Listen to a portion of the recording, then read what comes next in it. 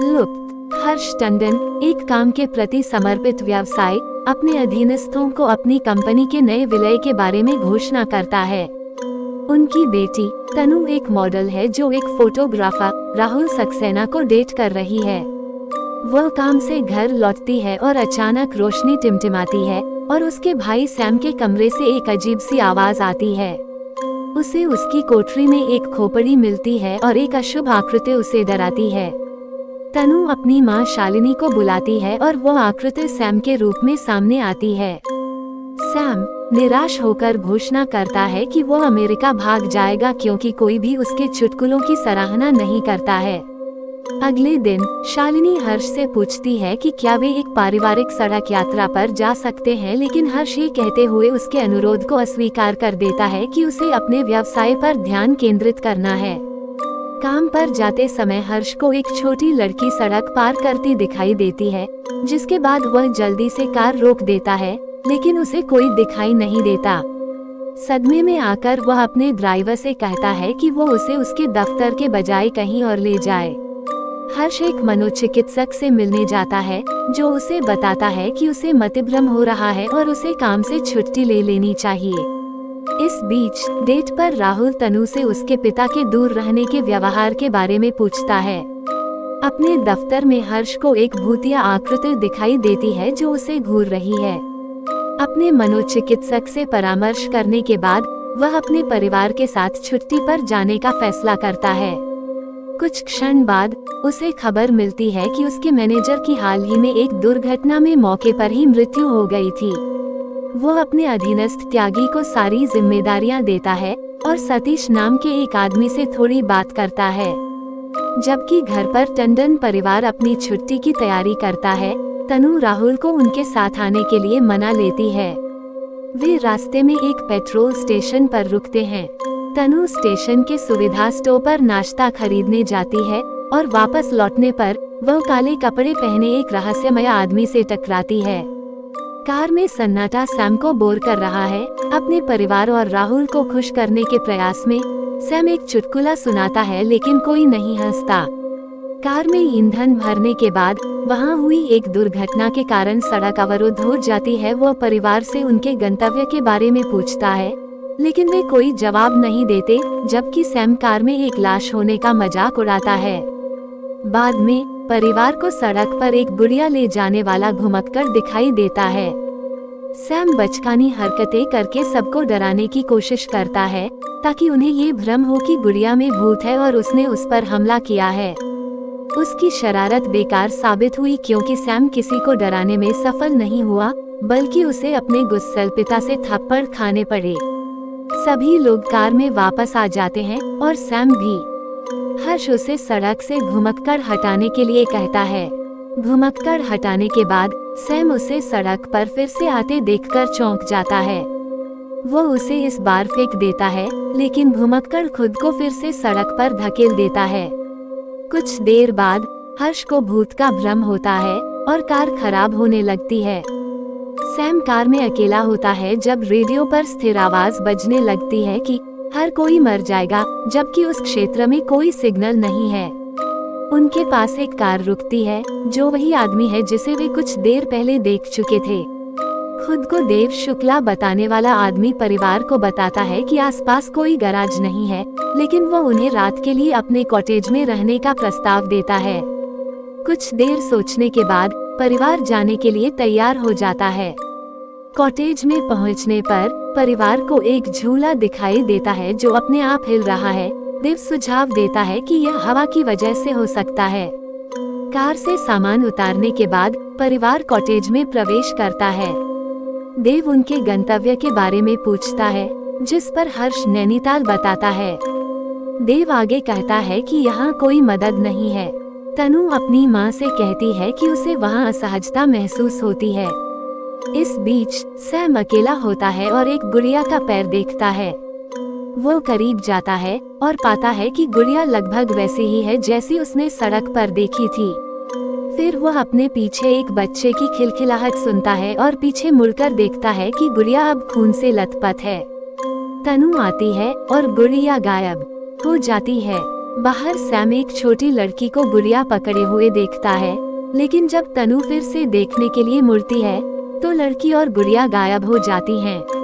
तनु राहुल को बताती है कि वह सैम की शरारतों और बचकानी हरकतों से कैसे उब गई है। अपनी हताशा और ऊब में सैम एक चाकू लेता है और दीवार में उसे छेदना शुरू कर देता है। अपने बेटे के घृणित और विनाशकारी व्यवहार के परिणाम स्वरूप हर्ष गुस्से में कहता है कि वह सैम को अस्वीकार कर रहा है।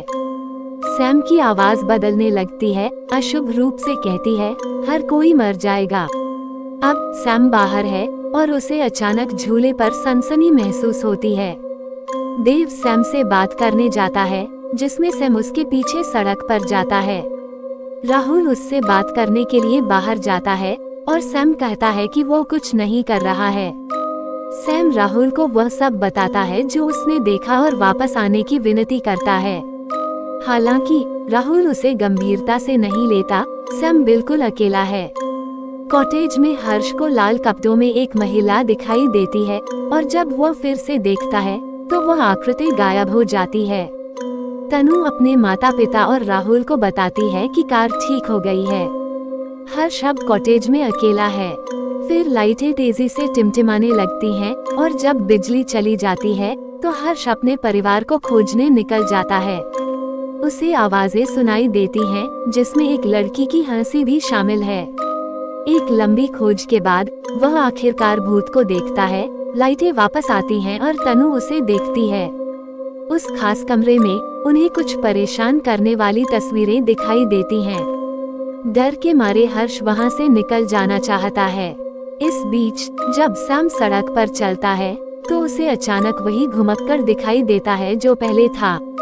वो उसका पीछा करता है और फिर भूत लड़की को गुड़िया के साथ हैप्पी बर्थडे टू रिया गाते हुए देखता है। सैम की लड़की से आंख मिलाने का पल आता है और फिर वो उसी महिला से डर जाता है जिसे हर्ष ने देखा था। सैम अपनी जान बचाने के लिए भागता है जब तक कि वो कॉटेज तक नहीं पहुंच जाता। गंभीर रूप से घायल और सदमे से सफेद हो चुका होता है। जब सैम की नाक से खून बहने लगता है तो हर्ष एम्बुलेंस के लिए कॉल करता है, लेकिन उसे एक महिला के रोने की आवाज सुनाई देती है।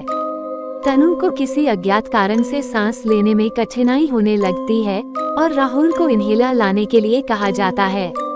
सदमे की स्थिति में सैम भूतिया महिला को फिर से देखने से पहले लड़की कहता है और परिणाम स्वरूप मर जाता है।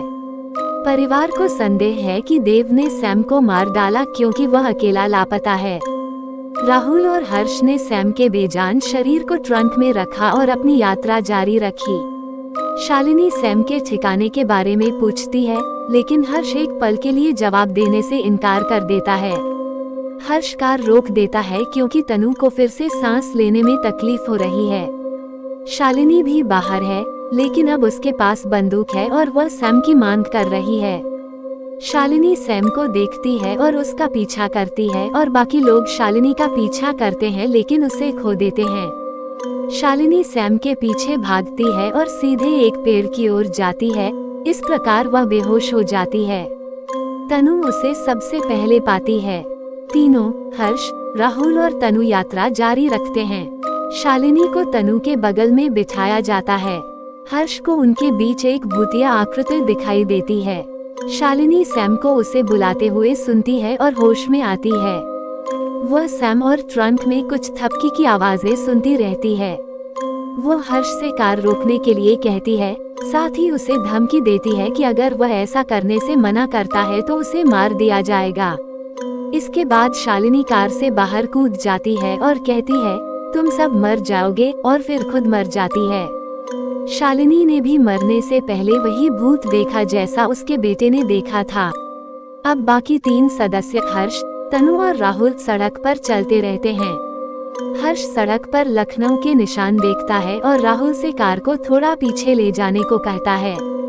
वह हैरान है कि घंटों गाड़ी चलाने के बावजूद लखनऊ अभी भी 145 मील दूर है और उसे देव की झोपड़ी का बोर्ड भी दिखाई देता है। हर्ष इस बारे में बहुत सोचता है कि क्या हुआ और राहुल को वापस झोपड़ी में जाने को कहता है। वहाँ हर्ष देव को ढूंढता है और उससे उसकी पहचान के बारे में पूछता है। देव बताता है कि वह एक लेखक है और परिवार ने अपना सामान उसके घर पर छोड़ दिया है। इससे पहले वह हर्ष से शालिनी और सैम का ठिकाना पूछता है। हर्ष जवाब देता है कि उसकी पत्नी और बेटा दोनों मर चुके हैं। देव बताता है कि उस सड़क पर एक दुर्घटना हुई थी जिसमें 3 लोगों के परिवार की मौत हो गई थी और इस तरह घुमक्कड़, छोटी लड़की और गुड़िया से जुड़े सभी कनेक्शन की पुष्टि हो जाती है। अपराध बोध में डूबा हर्ष अपनी पत्नी और बेटे की मौत के लिए खुद को जिम्मेदार मानता है। हर्ष फिर देव को पूरी कहानी बताता है कि 2 साल पहले क्या हुआ था और अलौकिक मुठभेड़ों के कारण उसकी पत्नी और बेटे की दुखद मौत हो गई थी। उसका सबसे बड़ा प्रतिद्वंद्वी विनोद कुमार नाम का एक और व्यवसायी था। एक शाम विनोद हर्ष के साथ उसी कंपनी की पार्टी में गया। हर्ष सतीश से बात कर रहा था, वही आदमी जिसके साथ उसने फिल्म में पहले थोड़ी तीखी बहस की थी। उसने व्यक्त किया कि वो विनोद के entrepreneur of the year award और खिताब जीतने से कितना ईर्ष्या करता है। पार्टी में हर्ष विनोद के परिवार से मिलता है। उसकी पत्नी गीता लाल कपड़े पहने हुए है और उसकी छोटी बेटी रिया अपनी गुड़िया के साथ है, जो उसे अपनी जन्मदिन की पार्टी में आमंत्रित करती है। जैसे ही विनोद और उसका परिवार पार्टी से घर लौटने के लिए निकला, सतीश ने हर्ष को शराब के नशे में घर जाने के बारे में चेतावनी दी। सतीश की चिंता को नजरअंदाज करते हुए नशे में धुत हर्ष ने अपनी कार तेज कर दी और विनोद की कार को टक्कर मार दी, जिससे वाहन लखनऊ साइनबोर्ड से टकरा गया। कुमार परिवार गंभीर रूप से घायल हो गया, लेकिन थोड़ा बच गया। सतीश विनोद और उसके परिवार की मदद करने के लिए हर्ष से विनती करता है, लेकिन वह उन्हें बचाने की कोई कोशिश नहीं करता और उन्हें मौत के लिए छोड़ देता है। हर्ष को अपने किए का पता चलने पर दोषी और पछतावा होने लगता है। घर में हलचल मच जाती है। वह छोटी लड़की को देखता है। देव आत्माओं के अस्तित्व से इनकार करता है। तनु को फिर से सांस लेने में तकलीफ होने लगती है, लेकिन अब इन्हेलर खत्म हो चुका है। फिर से हलचल मच जाती है और तूफान आ जाता है। वह महिला को देखती है जो विनोद की पत्नी गीता निकलती है, जिसे हर कोई देखता है। हर्ष अपनी बेटी की जान के लिए गीता की आत्मा से विनती करता है। वह बंदूक से अपनी जान ले लेता है। गीता तनु की जान बख्श देती है क्योंकि उसकी छोटी लड़की उसे इस तरह देखती है। फिल्म के अंत में देव कहता है कि इस नए अनुभव ने आत्माओं के अस्तित्व के बारे में उसकी धारणा बदल दी और उसने एक नई किताब लिखी जिसका नाम लुप्त था।